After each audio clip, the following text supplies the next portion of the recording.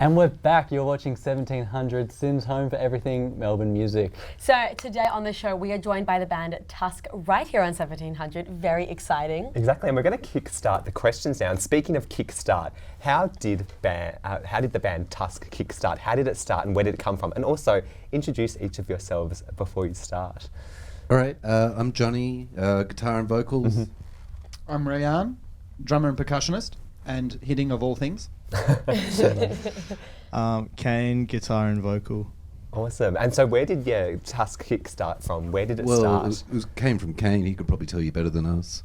I started it like years ago just with a mate of mine, just basically messing around, just making some weird experimental music, and then turned it into a band. Moved over from Perth to Melbourne, met these dudes, and there.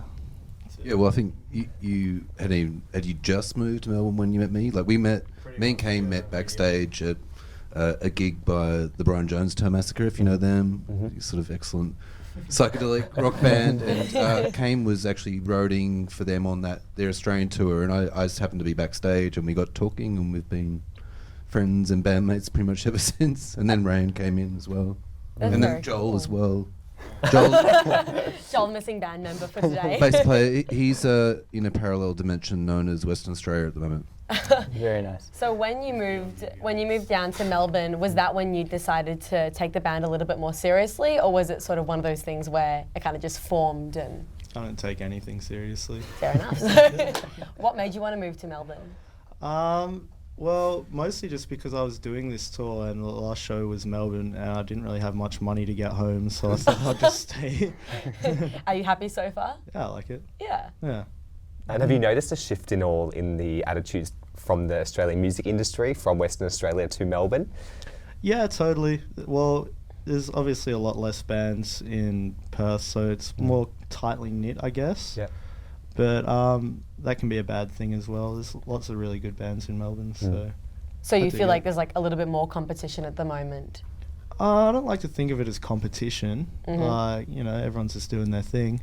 But I guess, live music's really, really big in Melbourne, and lots more people support it. So yeah, I prefer it here. Did you find it easy to find gigs when you were first starting out, or is it a bit? Totally. Yeah? Way easier. Really? Yeah. In Melbourne, there's like venues everywhere. Cool. Yeah. And you just like approach them and you're like, hey, I'm a band. I'll just get someone else to do it. But We actually had a manager before we even had gigs here, so. Amazing. That's very cool. She's What would you organising. guys say has been the biggest highlight so far with being in this band? Well, I think one of the major things, to be honest, is working with the manager. And what she has done is actually she got some guy who did a bunch of fighting sequences for a movie, and we did a music video. Sorry, Kane, I have to say it. He doesn't like his face on the video, but I think it's just. It looks beautiful. Yeah, it really is, and it's a form of evolution. Anyways, this guy's who did the fighting sequences, actually, he worked with Will Smith and a bunch of other, Margot Robbie and all these people. Wow. So that was That's insane. I think like the highlight was just the shock of just getting makeup done before a video show. I was like, wait, I don't know, what are you doing? How do you know which thing works? And I don't know, she did it well. I was surprised and I was shocked. And that was, it was not like it was more of a highlight of, wow, I've got in here. Like, I have people that are doing my hair now. That's pretty cool.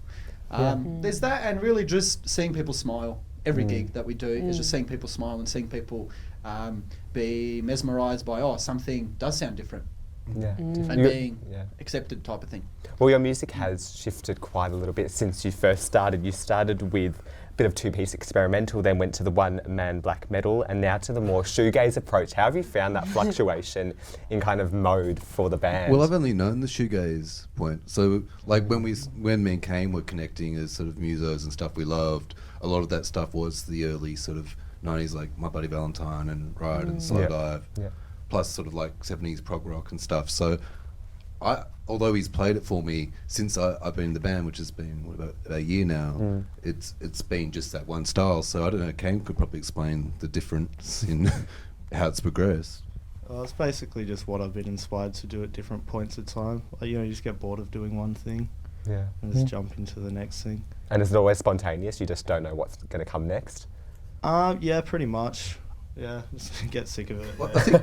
I think the music is pretty much whatever we're writing at the time is whatever the band's music is. So if we've got some different influences coming in, then that will come out in the music. But anything that we bring in, it's the band's, the sound of the band's, the sound of the band And Tusc. what have some of those influences been for the band? What do you find inspires you most, or what have been some of the?